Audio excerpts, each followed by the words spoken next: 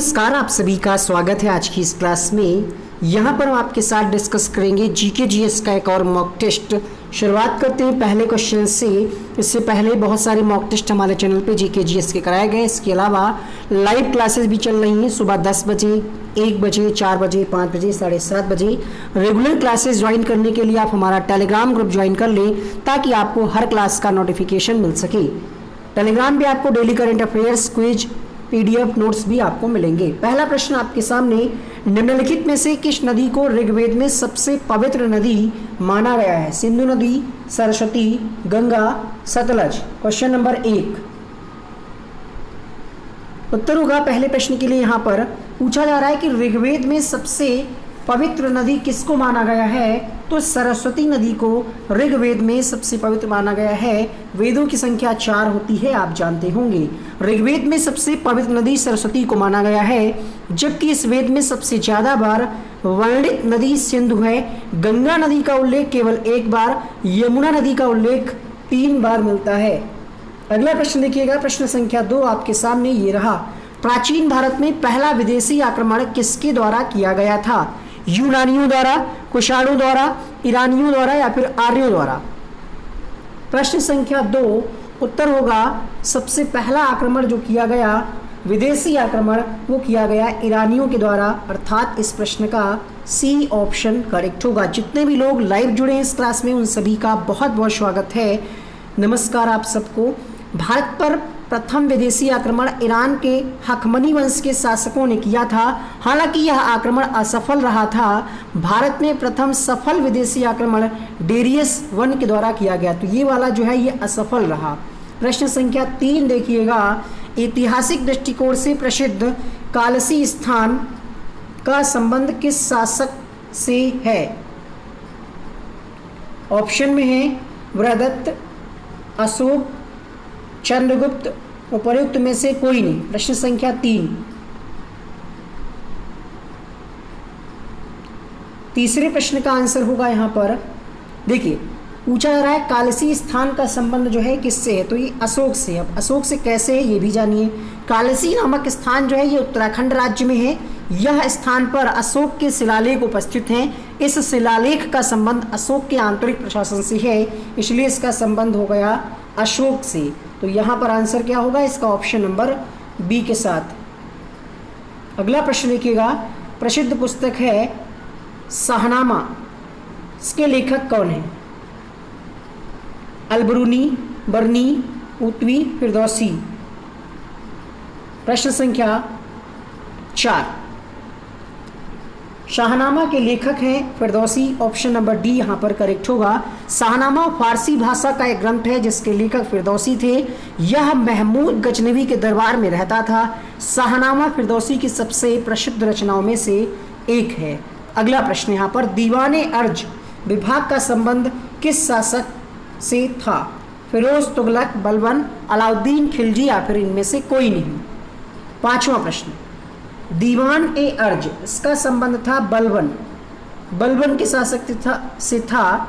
ये सैन्य विभाग से संबंधित था। प्रश्न पूछा जा सकता है कि दीवान ए अर्ज का संबंध किस विभाग से था? इसका काम क्या था? सैनिकों की भर्ती करना तथा निरीक्षण करना। किस मुगल शासक ने ईस्ट इंडिया कंपनी को भारत में व्यापार करने का फरमान दिया था? अकबर, जहांगीर, शाहजहां या फिर औरंगजेब? 6वां प्रश्न आपकी स्क्रीन पे, उत्तर होगा यहाँ पर जहांगीर, अर्थात ऑप्शन नंबर बी सही होगा यहाँ पर।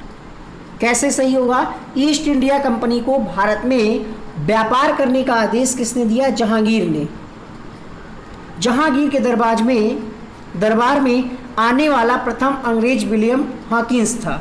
अगला प्रश्न देखिएगा, रामकृष्ण मिशन की स्थापना किसके द्वारा की गई थी? प्रश्न संख्या 7 दयानंद सरस्वती, स्वामी विवेकानंद, रामकृष्ण परमहंस, केशव चंद्र सेन। उत्तर क्या होगा यहाँ पे? रामकृष्ण मिशन, बहुत इंपॉर्टेंट प्रश्न है ये। उत्तर होगा यहाँ पर स्वामी विवेकानंद जी के द्वारा इसकी स्थापना की गई। इसका उद्देश्य क्या था? ऐसे साधुओं और सन्यासियों को संगठित करना था जो रामकृष्ण परमहंस की शिक्षाओं में गहरी आस्था रखते थे। अगला प्रश्न देखिएगा, प्रश्न संख्या 8, निम्नलिखित में से किसने भारतीय संघवाद को सहकारी संघवाद कहा? Question number 8, KC Wheare, B R Ambedkar, Ivor Jennings, G Einstein. प्रश्न संख्या 8, जी आइंस्टीन ने भारतीय संघवाद को सहकारी संघवाद कहा। ठीक है, केसी वियर ने क्या कहा? भारतीय संविधान को अर्धसंघी कहा था। क्वेश्चन नंबर 9 है आपके सामने, किस संविधान संशोधन द्वारा दिल्ली को राष्ट्रीय राजधानी का दर्जा दिया गया? 59वां संविधान संशोधन, 69, 61वां या फिर 91वां? क्वेश्चन नंबर 9 उत्तर कीजिएगा।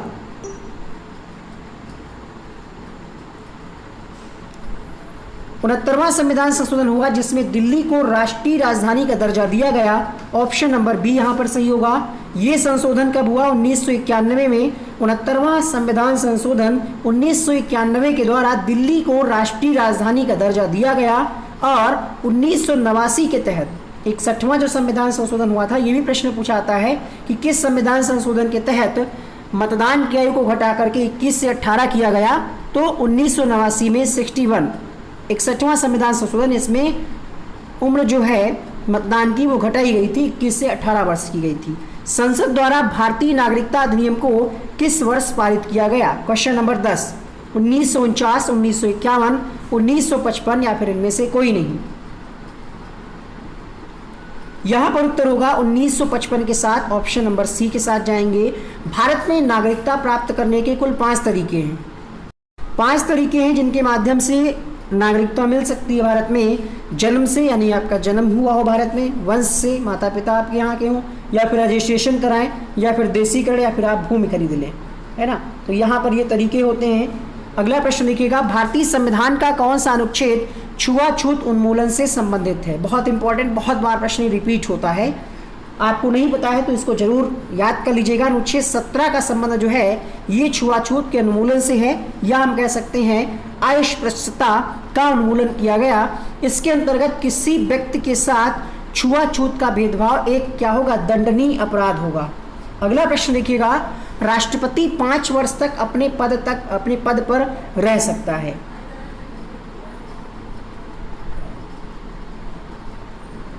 आंसर करिए।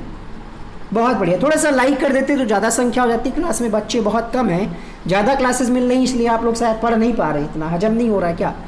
उत्तर होगा यहाँ पर अपने ग्रहण के दिन से 5 वर्ष, जिस दिन वो शपथ लेता है उस दिन से 5 वर्ष। ठीक है, अगला प्रश्न देखिएगा। आइए जानते हैं इसके बारे में एक्स्ट्रा फैक्ट। अनुच्छेद 56 के अनुसार राष्ट्रपति अपने पद ग्रहण के 5 वर्ष की अवधि तक अपने पद पर रहता है और वर्तमान में रामनाथ कोविंद ये वर्तमान में राष्ट्रपति हैं। अगला प्रश्न देखिएगा, कौन से 14वें राष्ट्रपति हैं? अंतर्राज्यीय परिषद का अध्यक्ष निम्न में से कौन सा होता है? प्रधानमंत्री, गृह मंत्री, राष्ट्रपति या फिर मुख्यमंत्री?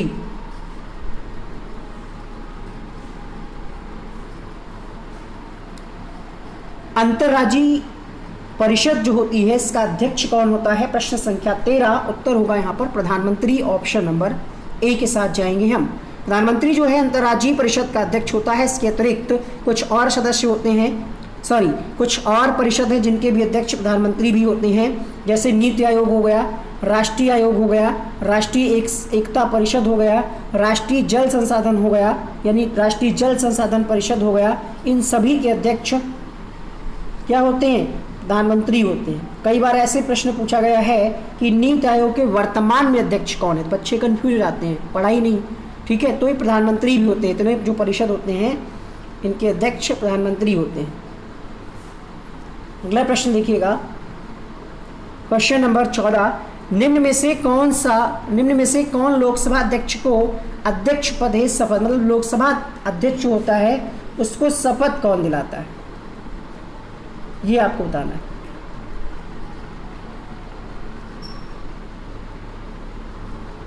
क्वेश्चन नंबर 14, बहुत बढ़िया, कुछ लोगों का आंसर यहाँ पर सही आ रहा है, रिवीजन भी करा दिया जाएगा।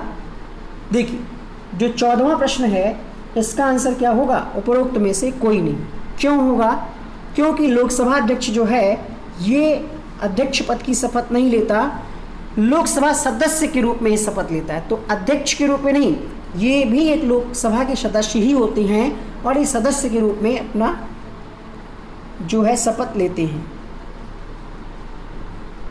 अगला प्रश्न देखिएगा, क्वेश्चन नंबर 15, निम्नलिखित में से कौन तृतीय क्षेत्र का भाग है?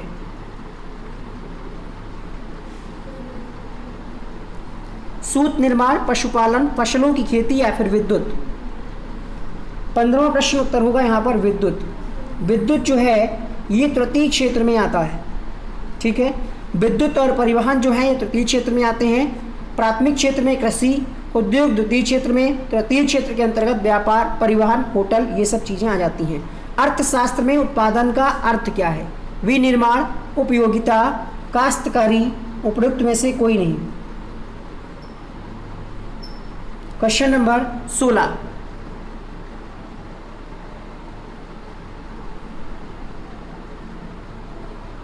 बताइए आंसर।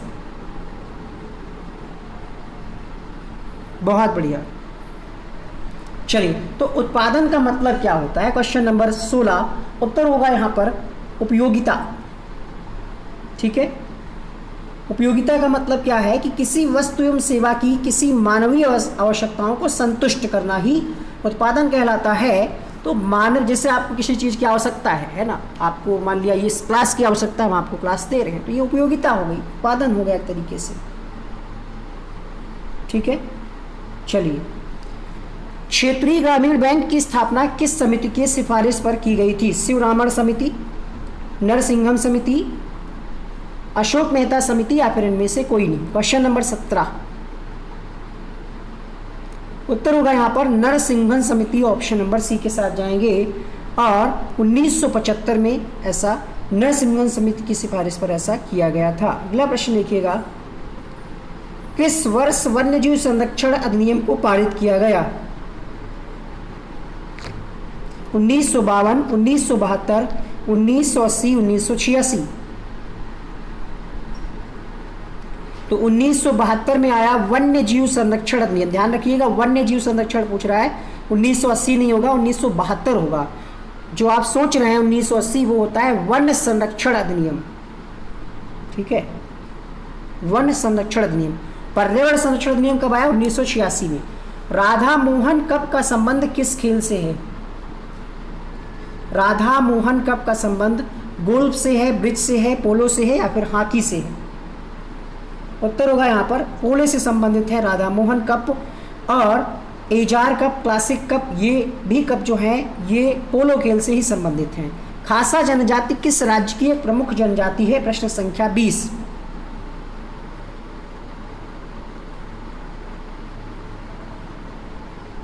बताइए 20 का आंसर क्या होगा? खासा जनजाति जो है ये उत्तराखंड से संबंधित है। यहाँ पर ऑप्शन नंबर बी सही होगा। उत्तराखंड की बात करें तो यहाँ पर कुछ जनजातियाँ पाई जाती है, जैसे बुक्सा हो गई, थारू हो गई, जौनसारी हो गई, ये उत्तराखंड से संबंधित है। बढ़ते हैं 21वें प्रश्न की तरफ। 21वां प्रश्न है, किस गवर्नर जनरल के कार्य के दौरान नेटिव मैरिज एक्ट को पारित किया गया था? लॉर्ड कैनिंग, लॉर्ड नॉर्थब्रुक या फिर लॉर्ड इरविन या फिर उपरोक्त में से कोई नहीं। क्वेश्चन नंबर 21 उत्तर होगा यहाँ पर लॉर्ड नॉर्थब्रुक, ठीक है। ये इनका नाम था। नेटिव मैरिज एक्ट को 1872 में पारित किया गया था।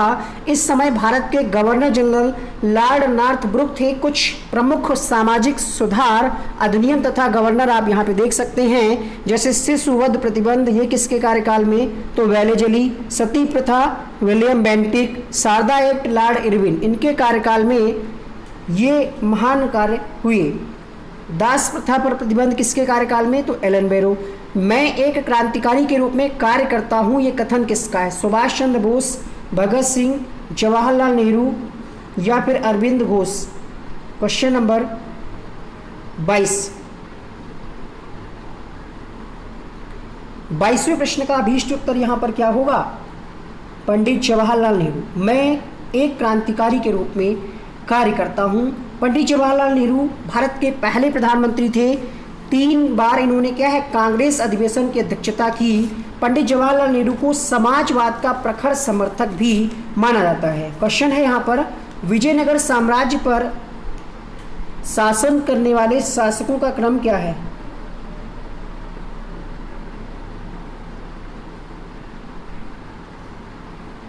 क्वेश्चन नंबर 23, सही जवाब होगा यहाँ पर 23 के लिए संगम, सुलभ, तुलुप और अरावीड। ठीक है। विजयनगर साम्राज्य की स्थापना कब हुई? 1336 में हरिहर एवं बुक्का नामक दो भाइयों ने की थी। इस समाज पर शासन करने वाले शासकों का जो क्रम है वो है संगम, सुलभ, तुलुप, अरावीड। विजयनगर के शासक कृष्णदेव राय सर्वाधिक प्रसिद्ध राजा हुए जिनका संबंध तुलु वंश से था। अगला प्रश्न देखिएगा, क्वेश्चन नंबर 24, निम्नलिखित में से किस मुगल शासक ने हिंदू मंदिरों को तोड़वाने का आदेश दिया था? क्वेश्चन नंबर 24, जहांगीर, शाहजहां, औरंगजेब या फिर उपरोक्त में से कोई नहीं। क्वेश्चन नंबर 24,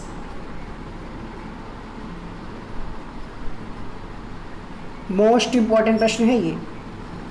सही जवाब होगा यहाँ पर 24वें प्रश्न के लिए ये आदेश दिया गया था औरंगजेब के द्वारा, तो यहाँ पर सी ऑप्शन सही होगा। मुगल शासक औरंगजेब ने सबसे पहले हिंदू मंदिरों को तोड़ने का आदेश 1669 में दिया।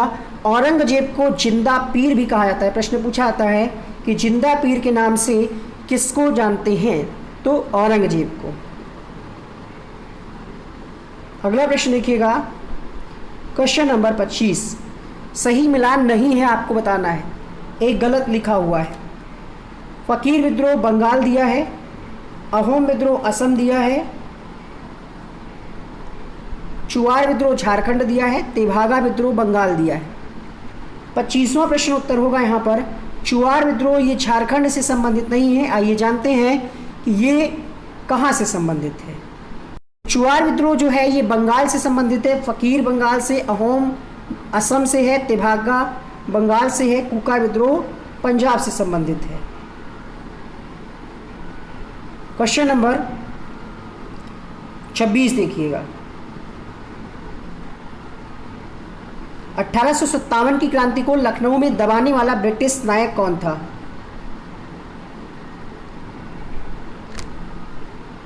ऑप्शन में है हडसन, कर्नल नील कैंपेबल या फिर विसेंट आयर।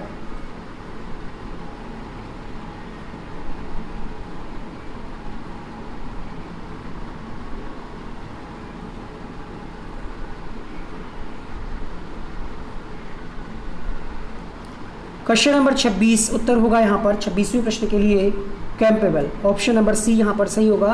कैंपेबल के बारे में आप क्या जानते हैं देखिएगा यहाँ पर 10 मई 1857 को मेरठ से 1857 की क्रांति की शुरुआत हुई। इसका नेतृत्व बेगम हजरत महल ने किया, लेकिन अंग्रेजी नायक थे कैंपेबल जिन्होंने इसको दबाने का काम किया। अगला प्रश्न देखिएगा, किस सिख धर्मगुरु ने गुरुमुखी लिपि का आरंभ किया था? गुरु नानक ने, गुरु अंगद ने, गुरु अमरदास ने, गुरु मिशन ने। प्रश्न संख्या 27, तो गुरु अंगद ने। ठीक है, गुरु अंगद ने गुरुमुखी लिपि का आरंभ किया। यहाँ पर अंगल लिखा हुआ है, टाइपिंग मिस्टेक है। सिख धर्म में प्रथम गुरु गुरु नानक की जीवनी भी गुरु अंगद ने लिखा था। अगला प्रश्न देखिएगा,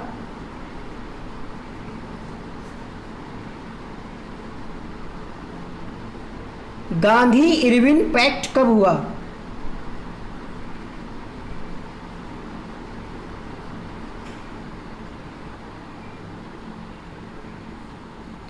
बारह फरवरी 1930, 13 मार्च 1931, 8 मार्च 1931 या फिर 5 मार्च 1931। उत्तर होगा 28वें प्रश्न के लिए 5 मार्च 1931।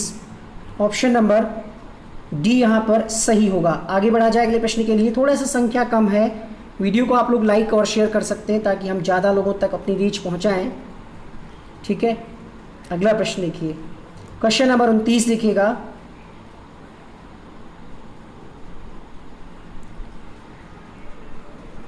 यूएनडीपी ने अपनी पहली मानव विकास रिपोर्ट किस वर्ष प्रकाशित की थी? 1985, 1990, 1991, 1995। 29वें प्रश्न का उत्तर होगा 1990 में यूएनडीपी की पहली रिपोर्ट जारी की गई।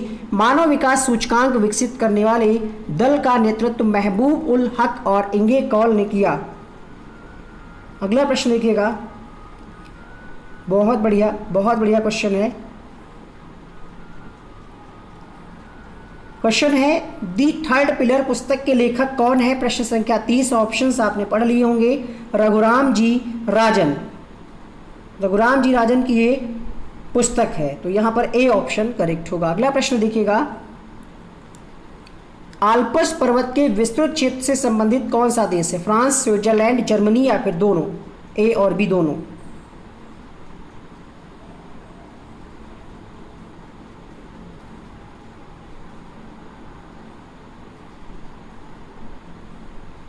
उत्तर होगा यहां पर 31वें प्रश्न के लिए ए और बी दोनों।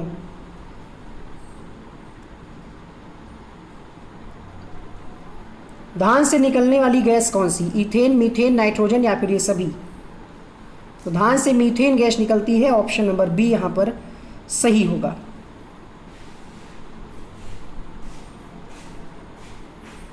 Nitrous oxide, methane, carbon dioxide gas निकलती है।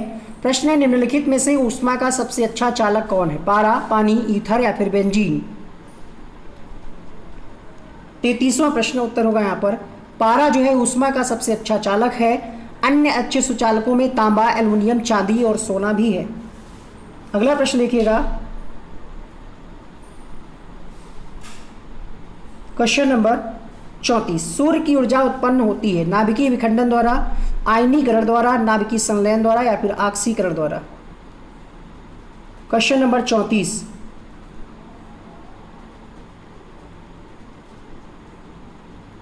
आयनीकरण द्वारा सूर्य की ऊर्जा उत्पन्न होती है, बी ऑप्शन सही होगा। नाभिकीय संलयन सूर्य एवं तारों की ऊर्जा का स्रोत है। सूर्य का अधिकांश भाग हाइड्रोजन 71% तथा हीलियम 26% का बना है। दूध उदाहरण है विलेन का, फेन का, वायु विलय का या फिर पयस का?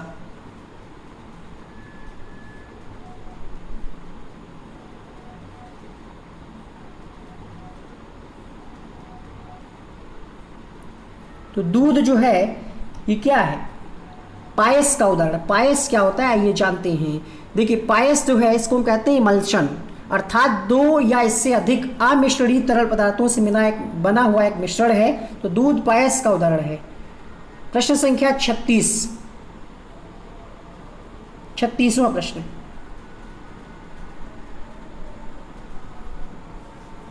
एक्वा रेजिया निम्नलिखित में से किससे मिलाकर बनाया जाता है? प्रश्न संख्या 36।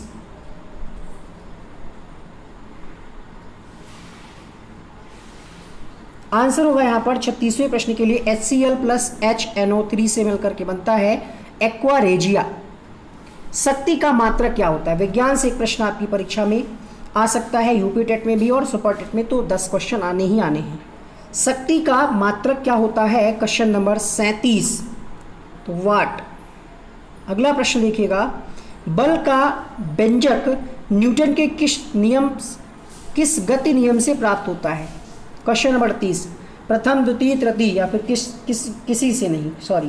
क्वेश्चन नंबर 30 उत्तर होगा यहाँ पर द्वितीय नियम से। न्यूटन ने जो नियम दिए थे उसमें दूसरे नियम की अगर हम बात करें तो व्यंजक, जब किसी वस्तु पर वह बल लगाया जाता है तो उस बल की दिशा में उत्पन्न त्वरण आरोपित बल के समानुपाती एवं द्रव्यमान के व्युत्क्रमानुपाती होता है। अतः बल का व्यंजक न्यूटन के दूसरे नियम से प्राप्त होता है। क्वेश्चन नंबर 39, डायनेमो एक युक्ति है जो परिवर्तित करती है। डायनेमो मतलब जनरेटर।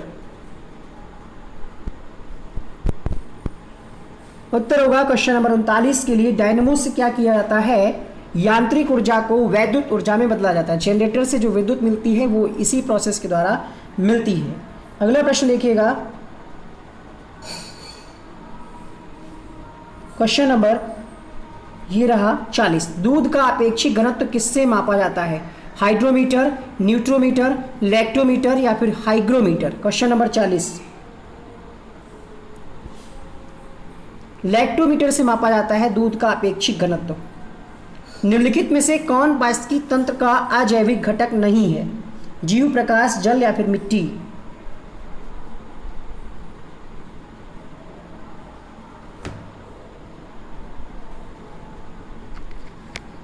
क्वेश्चन नंबर 41 के लिए आंसर होगा यहां पर, देखिए पूछ क्या रहा है, अजैविक घटक नहीं है। अजैविक नहीं है तो जैविक होगा।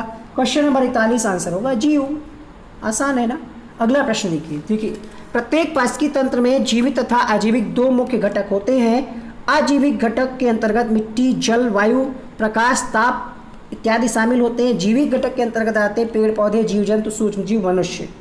अगला प्रश्न देखिएगा,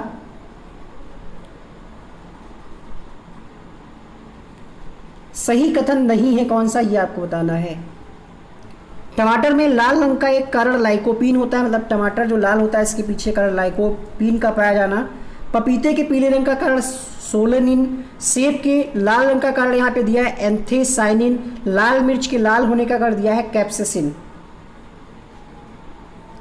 तो यहाँ पर क्वेश्चन नंबर 42 के लिए उत्तर क्या होगा, गलत दिया है। पपीते के जो पीले रंग होने का कारण वो सोलेनिन नहीं होता है। होता क्या है, पपीता का जो वानस्पतिक नाम है वो होता है कैरिटा पपाया। इसमें कैरोटीन पाया जाता है प्रचुर मात्रा में, जो विटामिन ए का स्रोत है।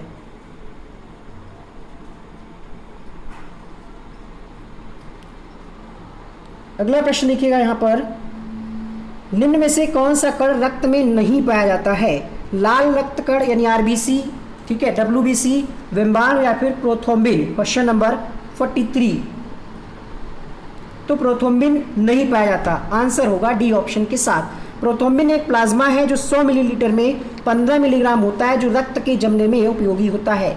द्वितीय गोलमेज सम्मेलन का आयोजन कब किया गया था। क्वेश्चन कैसे लगे, द्वितीय गोलमेज का सम्मेलन कब किया गया, इसका आयोजन। Question number 44। 10 बजे डेली आपको ये टेस्ट दिया जा रहा है। 7 सितंबर 1931 को होता है द्वितीय गोलमेज सम्मेलन का आयोजन।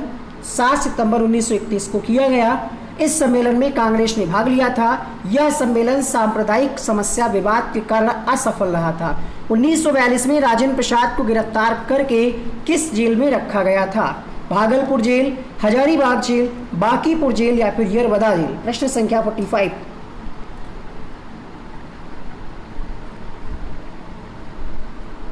बांकीपुर जेल में रखा गया था किसको, राजेंद्र प्रसाद जी को। 9 अगस्त 1942 को महात्मा गांधी तथा अन्य प्रमुख कांग्रेस नेताओं को गिरफ्तार कर लिया गया। बिहार में राजेंद्र प्रसाद को गिरफ्तार कर बांकीपुर जेल में रखा गया था। व्यक्तिगत सत्याग्रह में प्रथम सत्याग्रही किसे चुना गया था। राजेंद्र प्रसाद, सरदार पटेल, जवाहरलाल नेहरू या फिर विनोबा भावे। प्रश्न संख्या 46।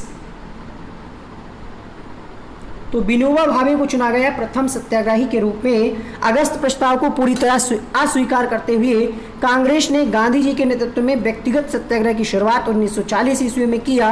इस दौरान प्रथम सत्याग्रही के रूप में विनोबा भावे को चुना गया था। 47वां प्रश्न है, किसने मित्र मेला संघ की शुरुआत की थी। प्रश्न संख्या 47, इंपॉर्टेंट प्रश्न। सोहन सिंह बकना, वी.डी. सावरकर, जवाहरलाल नेहरू, देवेंद्रनाथ टैगोर। पूरे यूट्यूब पे आपको इस लेवल के क्वेश्चंस नहीं मिलेंगे। ये questions junior super TET, UP super TET में बहुत ज़्यादा इंपॉर्टेंट हेल्प करेंगे, प्राइमरी सुपर टेट में। तो ये सीरीज़ आप रेगुलर फॉलो करिएगा। क्वेश्चन नंबर 47 का उत्तर होगा यहाँ पर वी.डी. सावरकर।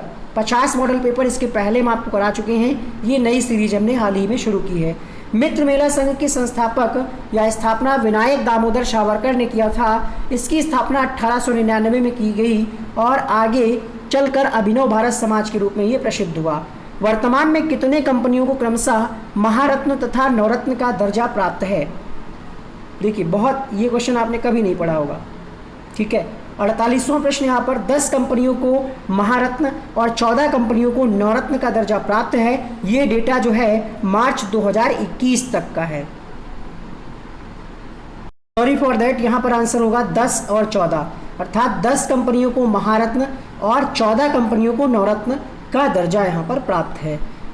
ग्लाइकोलिसिस में परिवर्तन होता है। प्रोटीन ग्लूकोज में, ग्लूकोज फ्रक्टोज में, मंड ग्लूकोज में या फिर ग्लूकोज पायरुविक अम्ल में। Question number 49। ग्लाइकोलिसिस में परिवर्तन जो है ये ग्लूकोज पायरुविक अम्ल में होता है, अर्थात इस प्रश्न का डी ऑप्शन करेक्ट होगा। ग्लूकोज निर्माण की इस क्रिया को ही ग्लाइकोजेनेसिस कहा जाता है। Question number 50। पादप जगत में निम्नलिखित व्यष्टियों में से कौन सा मुख्यतः जलीय है। ब्रायोफाइट, शैवाल, टेरिडोफाइटा, अनावृत बीजी। 50 का उत्तर होगा यहाँ पर क्वेश्चन नंबर 50 के लिए शैवाल। शैवाल जो है ये जलीय है। तो ये 50 क्वेश्चंस कैसे लगे आपको कमेंट बॉक्स में लिखना है। क्वेश्चन का आंसर, क्वेश्चन है मुख्यमंत्री की नियुक्ति संविधान के किस अनुच्छेद के तहत की जाती है, आपको बताना है। चलिए बढ़ते हैं हम रिवीजन वाले पार्ट की तरफ।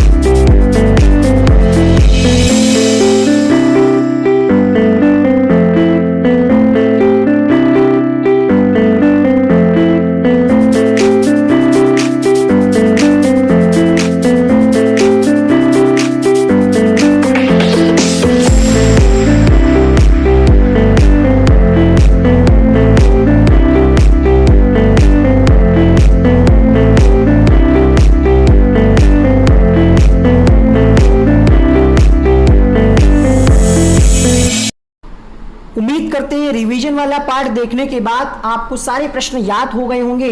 तो वीडियो को लाइक करें, शेयर करें, सब्सक्राइब करें और यहाँ पर 4 घंटे की जो मैराथन हुई थी उसका वीडियो थंबनेल बन करके आ रहा है, इस वीडियो को आप जरूर देखिएगा, बहुत अच्छी वीडियो है। Thank you so much.